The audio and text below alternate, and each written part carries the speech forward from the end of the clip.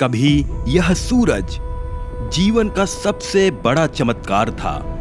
उसकी रोशनी ने समंदरों को जन्म दिया, उसकी गर्मी ने नदियों को बहाया, जंगलों को सांसें दी और इंसानों की आंखों में उम्मीद जगाई। हजारों वर्षों तक इंसानों ने उसे देवता माना, उसकी पूजा की, उसके लिए मंदिर बनाए और मान लिया कि यह रोशनी कभी नहीं बुझेगी।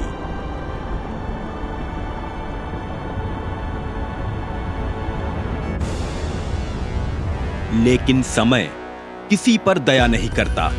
हर लौ एक दिन ठंडी पड़ती है, हर देवता एक दिन थकता है। और आज वही सूरज जिसे हमने जीवनदाता कहा, अब मौत का चेहरा बन चुका है। उसकी लपटें अब जीवन नहीं बोती, बल्कि सब कुछ निगल जाती हैं। देवता से दानव बनने की यह यात्रा ब्रह्मांड का सबसे भयावह सच है।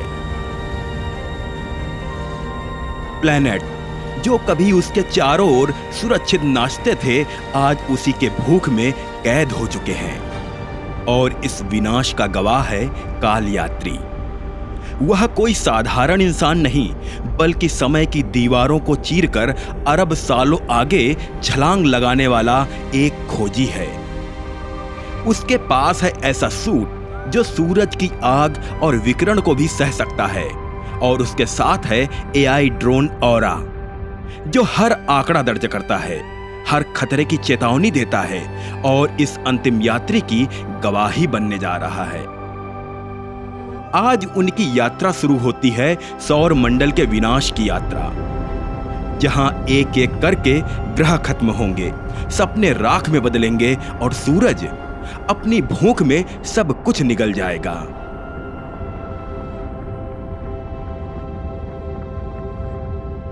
काल यात्री की आंखें जैसे ही खुली, उसने देखा सूरज की पहली भूख किस दिशा में मुड़ चुकी थी, और वह था मरकरी, सौर मंडल का पहला बेटा, सूरज की गोद में सबसे पास बैठा हुआ, हमेशा तपते हुए पत्थर की तरह, और अब उस दैत्य की पहली बलि।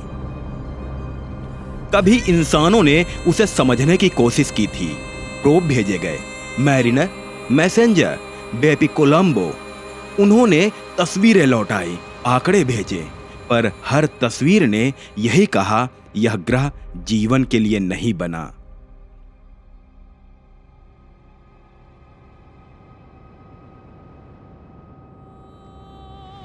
दिन जो महीनों तक जलते थे, रातें जो महीनों तक जमा देती थी, कभी 400 डिग्री सेंटीग्रेड की आग और कभी 180 डिग्री की ठंड, और इन दोनों के बीच में बस मौत। मानवता ने सोचा था अगर यहां कॉलोनी नहीं भी बन सकती तो इसकी धूप से हम पूरी धरती को चला सकते हैं, लेकिन यह सपना कभी हकीकत नहीं बन सका, क्योंकि मरकरी हमेशा से एक शापित दुनिया थी। और आज अरबों साल बाद काल यात्री ने देखा कि वह शाप अपने अंतिम रूप में बदल चुका था। जहां कभी धातु जमीन में सोई रहती थी, अब वह नदियों की तरह पिघलकर बह रही थी। पहाड़ धड़ाम धड़ाम गिर रहे थे, क्रेटर जो कभी चांद जैसे लगते थे, अब जलते हुए गड्ढों में बदल चुके थे।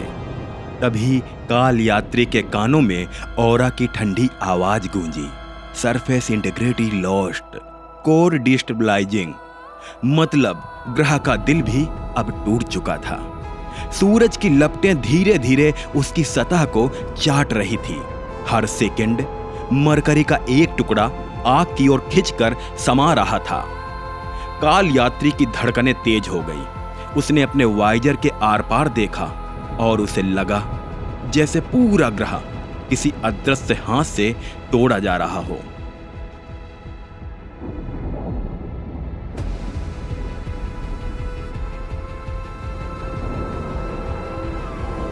और फिर वह क्षण आया कि बुद्ध कांप गया, जैसे उसके भीतर से कोई चीख निकली हो। एक चमक, एक गहरी गर्जना, और पूरा ग्रह एक झटके में फट गया।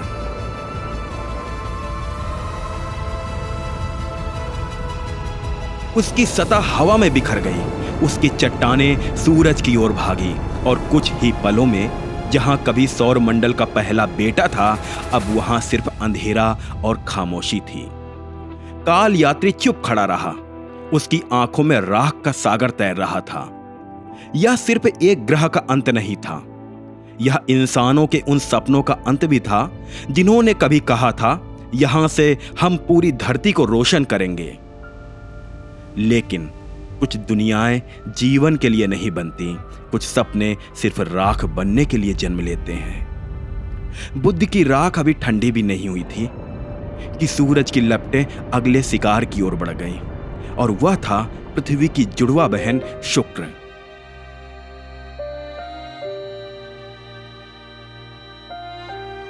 और वहां कालयात्री ने मौत का दूसरा चेहरा देखा था। कभी इंसान ने यहां उम्मीदें बोई थी, लोहे की नसों वाली मशीनें उतारी। वेनेरा कुछ मिनट सांस ले सकी। मैगेलन ने बादलों के पार का नक्शा खींचा और वीनस एक्सप्रेस ने आसमान की कड़वाहट पढ़ी। और हर कोशिश ने एक ही वाक्य लौटाया, यहां जीवन सिर्फ एक भ्रम है। आज अरबों साल बाद काल यात्री उस भ्रम की राख के सामने खड़ा था। आसमान टीला, डेंस और चिपचिपा, बादल जहर से भी भारी, और तूफान ऐसे कि जैसे आसमान खुद उबल रहा हो। नीचे धरती नहीं, दहकता हुआ घाव, लावा ऐसे बह रहा था जैसे किसी दैत्य की सांस धरती के भीतर उतर आई हो।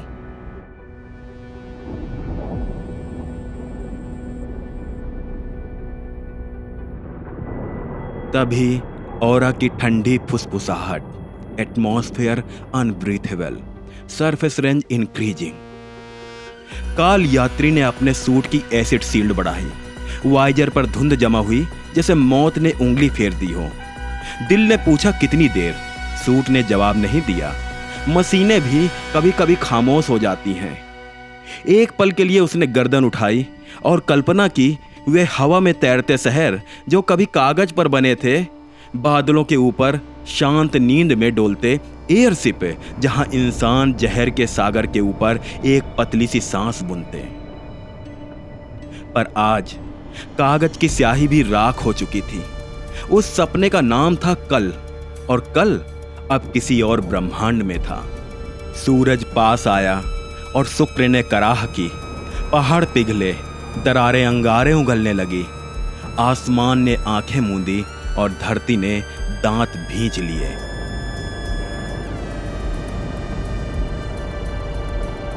एक अग्नि आगे बढ़ी, धीमी पर अटल। उसने बादलों को चाटा, शहरों के स्वप्न मिटाए, पत्थरों की नसें खींच ली, और शुक्र आग के भीतर आग में आग बन गया। जहां कभी कहा जाता था यह हमारी दूसरी धरती होगी, वहां अब सिर्फ पीला धुआं था और एक ऐसी खामोशी जो आत्मा तक को जला दे।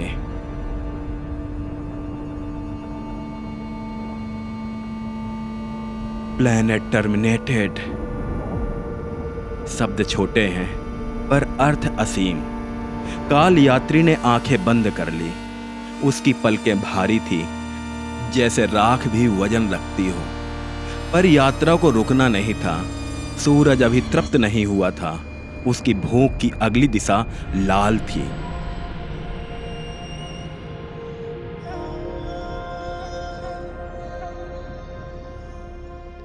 लाल जैसे किसी पुराने घाव की पपड़ी, लाल जैसे किसी बचे हुए सपने का आखिरी रंग, मंगल। वही प्लैनेट जहां इंसानों ने अपने लिए एक दूसरी सुबह उगाने की कसम खाई थी और जहां अब शाम उतरने वाली थी।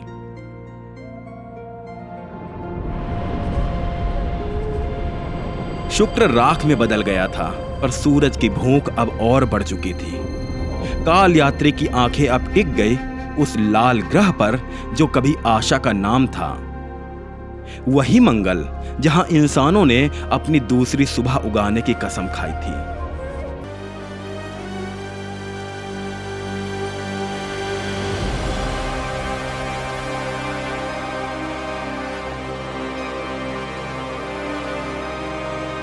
सदियों पहले जब धरती पर युद्ध और प्रदूषण ने डर बोया था, तो इंसानों ने कहा, अगर घर जल गया तो मंगल हमारा दूसरा आसमान होगा।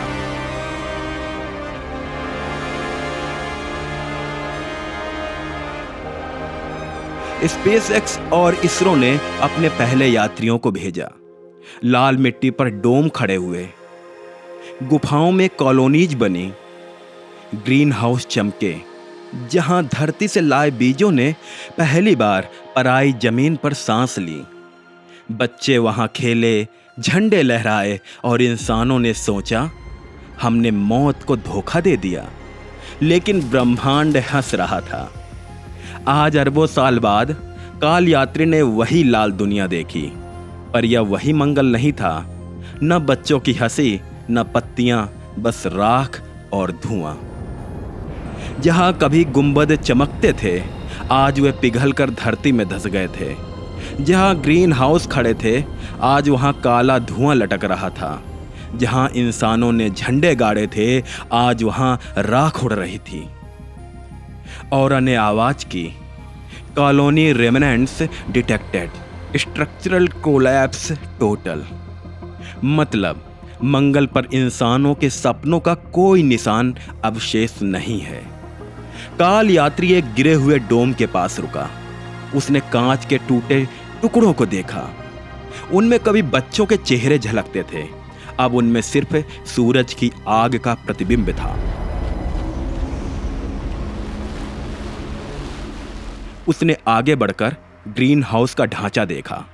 कभी वह धरती की हरियाली से भरा था, आज काला धुआं और राख थी वहां पर। उसने महसूस किया, यह सिर्फ एक ग्रह की मौत नहीं है, यह मानवता के सपनों का अंतिम संस्कार है। सूरज की अग्नि अब मंगल तक पहुंच चुकी थी। ध्रुवों पर जमी बर्फ भाप बनकर उड़ रही थी। नदियां आग का दरिया बन गई थी। पहाड़ टूटकर गिर रहे थे और हर चट्टान सूरज की ओर खिंचती चली जा रही थी। काल यात्री का दिल भारी हो गया। वो जानता था अब यह ग्रह भी बचने वाला नहीं है। और फिर मंगल कांपा। एक गहरी गर्जना, उसका दिल फट गया। लाल आसमान काला हो गया और एक विस्फोट, और पूरा ग्रह टूटकर बिखर गया। कुछ ही पलों में जहां कभी कॉलोनीज थी, जहां इंसानों ने दूसरी सुबह बोई थी, वहां अब बस अंधेरा और खामोशी थी। मंगल मानवता का सपना आज सूरज की भूख में राख हो गया। काल यात्री की आंखों में आंसू तैर गए, पर उसकी यात्रा रुक नहीं सकती थी, क्योंकि सूरज की भूख अब और दूर तक जाएगी। आगे था तूफानों का दानव जुपिटर यानी बृहस्पति, और उसके बर्फीले चांद, जहां इंसानों ने अपने आखिरी ठिकाने बनाने की कोशिशें की थी। अब देखना था, क्या वे ठिकाने भी राख बनेंगे या ब्रह्मांड उन्हें कोई और किस्मत देगा। मंगल की राख अभी ठंडी भी नहीं हुई थी कि काल यात्री की नजर उस दानव पर पड़ी जिसने हमेशा से डर और हैरानी दोनों जगाई थी। सौर मंडल का सबसे बड़ा ग्रह, तूफानों का राजा, एक ऐसा दानव जिसके पेट में सदियों से आग का चक्रवात घूम रहा था, वही ग्रेट रेड स्पॉट। एक तूफान जो हजारों सालों से कभी नहीं थमा। काल यात्री ने जब उसकी सतह देखी तो उसे लगा जैसे पूरा ग्रह उबल रहा हो। सैकड़ों किलोमीटर ऊंचे बादल, बिजली की गर्जना और रंगों की लपटें, नारंगी, पीली, लाल, जैसे कोई नरक की पेंटिंग आसमान पर बन गई हो। औरा ने धीमे स्वर में कहा, storm velocity extreme, magnetic field tearing. मतलब यह ग्रह अब अपने ही तूफानों में फट रहा था। लेकिन बृहस्पति सिर्फ अपने लिए खतरा नहीं था, उसके चारों ओर दर्जनों चांद थे, और उनमें से एक यूरोपा। वह यूरोपा जिसे इंसानों ने कभी अपनी आखिरी उम्मीद कहा था। उसकी बर्फीली सतह के नीचे एक गहरा महासागर, वही महासागर जहां भविष्य की कॉलोनीज बसी थी। गुंबद बर्फ में गढ़े हुए ट्यूबों के बीच से बहता पानी और लैब्स जहां वैज्ञानिक कहते थे यहां जीवन हो सकता है। हाँ, जीवन था, पर अब वह भी मौत की दहलीज पर था। काल यात्री ने यूरोपा पर नजर डाली। उसने देखा बर्फ दरक रही थी, गहरे नीले महासागर से भाप निकल रही थी। वो गुंबद जो कभी इंसानों की हंसी से भरे थे अब दरारों में धंस गए थे। लाल अलार्म अब सिर्फ मूक रोशनी थे। यूरोपा का सपना बृहस्पति की गर्जना में डूब चुका था। बृहस्पति खुद भी अब टूट रहा था। उसके तूफान और हिंसक हो चुके थे। उसका ग्रेट रेड स्पॉट अब सिर्फ आंधी नहीं था, बल्कि एक दानव का मुंह था जो अपने चांदों को निगलने लगा था। चांद एक एक कर टूट रहे थे। कुछ टुकड़े बृहस्पति की ओर गिर रहे थे, कुछ सूरज की आग में समा रहे थे।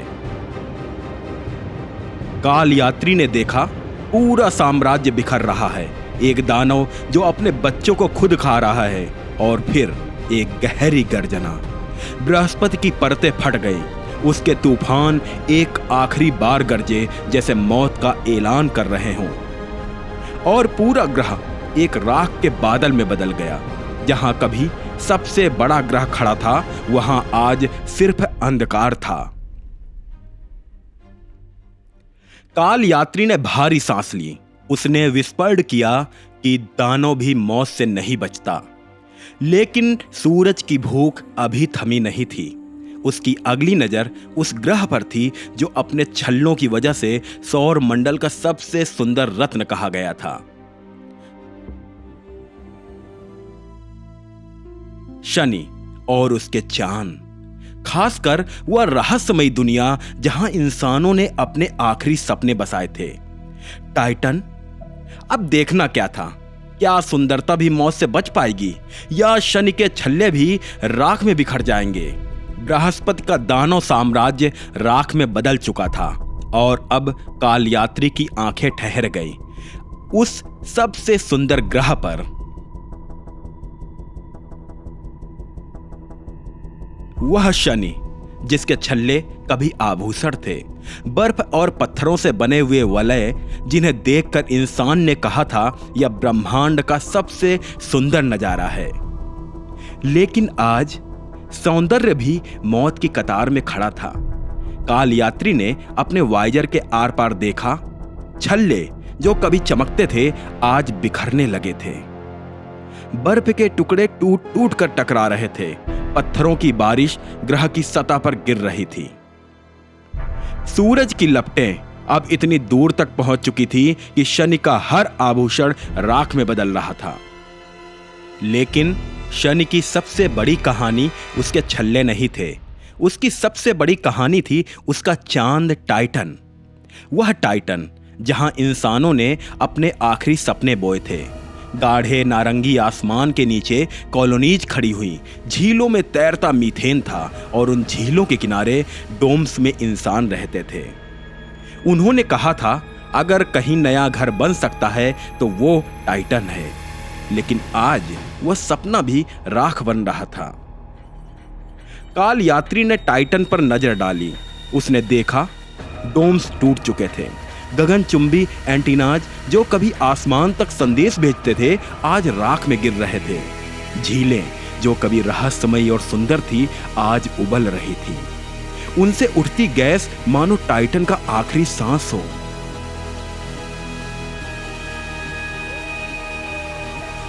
सूरज की अग्नि अब शनि तक पहुंच चुकी थी। उसके छल्ले राख के बारिश में बदल गए। उसकी सतह कांपने लगी, और फिर एक गर्जना, एक विस्फोट। वह सुंदरता जिसे कभी ब्रह्मांड का रत्न कहा गया था आज राख और अंधेरे में बिखर गई। लेकिन सूरज की भूख अभी बाकी थी।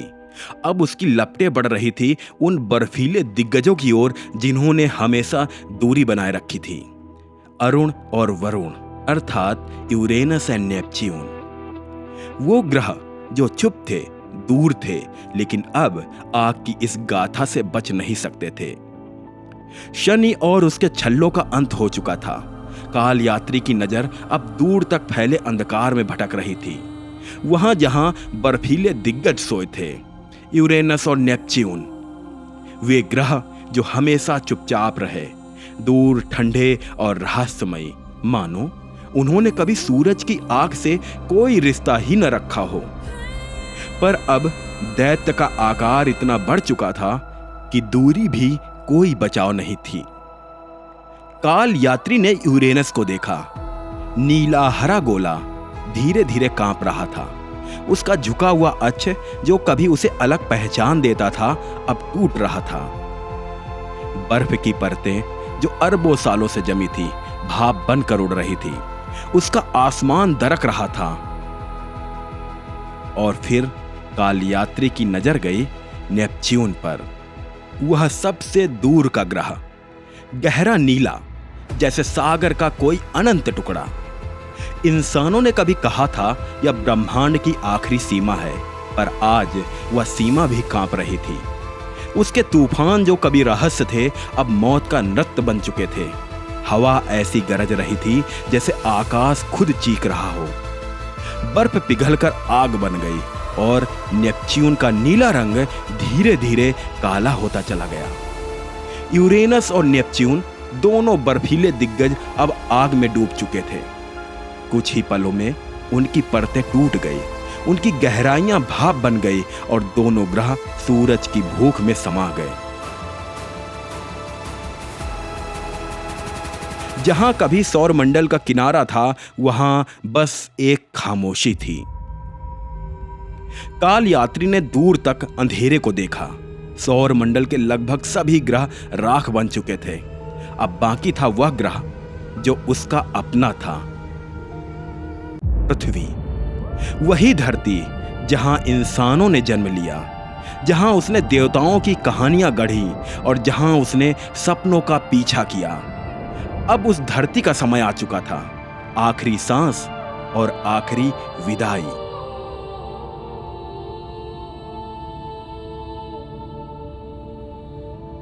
पृथ्वी, हमारा घर, हमारी कहानियों की जन्मभूमि, हमारी सभ्यताओं का पालना, और अब मौत की दहलीज पर खड़ा। काल यात्री का दिल कांप उठा। उसने वाइजर के आर पार देखा और वह दृश्य उसकी आत्मा तक को हिला गया। महासागर जो कभी जीवन का पालना थे, आज उबलते हुए कड़ाह बन चुके थे। उनकी लहरें अब पानी नहीं बल्कि आग का दरिया थी। जंगल जो कभी पक्षियों की चहचहाहट से गूंजते थे, आज राख के मैदान थे। पहाड़ जो देवताओं जैसे अडिग खड़े थे, अब सूरज की लपटों में धीरे धीरे पिघल रहे थे। और आसमान जो कभी नीला और शांत था, आज लाल और विकराल था। काल यात्री को उन आवाजों की गूंज सुनाई दी। बच्चों की हंसी, मां की लोरी, वैज्ञानिकों की खोज और कवियों की कविताएं। वह सब जो कभी इस ग्रह पर था, आज राख में बदल चुका था। बस 2 शब्द, लेकिन उन शब्दों में लाखों वर्षों की कहानी दफन थी। सूरज अब और पास आ चुका था। उसकी लपटें पृथ्वी की सतह को चाट रही थी। काल यात्री जानता था यह अंत है। नदियां, समुद्र, पहाड़, सभ्यताएं, सपने और कहानियों का सब कुछ जल जाएगा।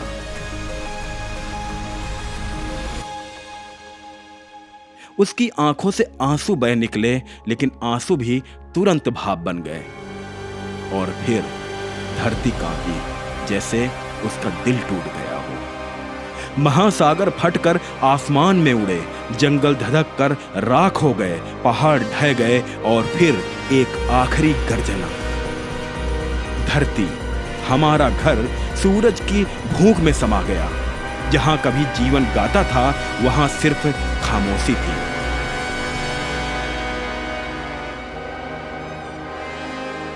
काल यात्री की सांसें भारी हो गई।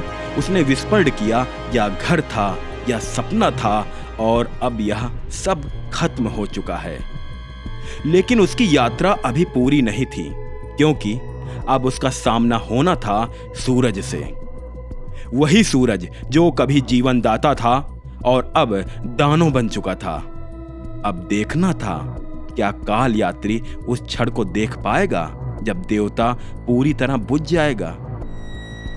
पृथ्वी हमारा ग्रह अब राख बन चुका था। सौरमंडल लगभग खाली हो गया था। ग्रह एक एक करके सूरज की भूख में समा चुके थे और अब सामने खड़ा था वह देवता से दानव बना तारा सूरज। काल यात्री ने अपनी आंखें बंद की और उस दृश्य को महसूस किया। सूरज जो कभी सुनहरा और शांत था, आज लाल, विकराल और विक्षिप्त हो चुका था। उसका आकार इतना बढ़ चुका था कि अंतरिक्ष कांप रहा था। उसकी सतह पर ज्वालामुखियों जैसे विस्फोट हो रहे थे। हर लपट, हर धमाका मानो ब्रह्मांड की दीवारों को फाड़ रहा हो। और फिर शुरू हुआ अंत का अंत। सूरज के भीतर का ईंधन, हाइड्रोजन और हीलियम लगभग जल चुका था। अब उसके पास कुछ नहीं बचा था। वो फैल रहा था, फैलते फैलते खुद को कमजोर कर रहा था। लपटें मंद पड़ने लगी। वह विकराल शरीर धीरे धीरे सिमटने लगा और कुछ ही समय बाद देवता गिर पड़ा। एक विस्फोट इतना भयंकर कि अंतरिक्ष हिल उठा। उसका लाल विशालकाय शरीर फट गया, बाहरी परतें उड़ गई और बचा सिर्फ उसका धधकता हुआ दिल। एक छोटा सफेद सिकुड़ा हुआ तारा, व्हाइट डॉर्फ, यानी सूरज का कफन। कभी जीवन का राजा, आज बस एक बुझता हुआ अंगार। काल यात्री की आंखों में आंसू तैर आए। उसने विस्फोट किया, यह था हमारा देवता, यह था हमारा सूर्य।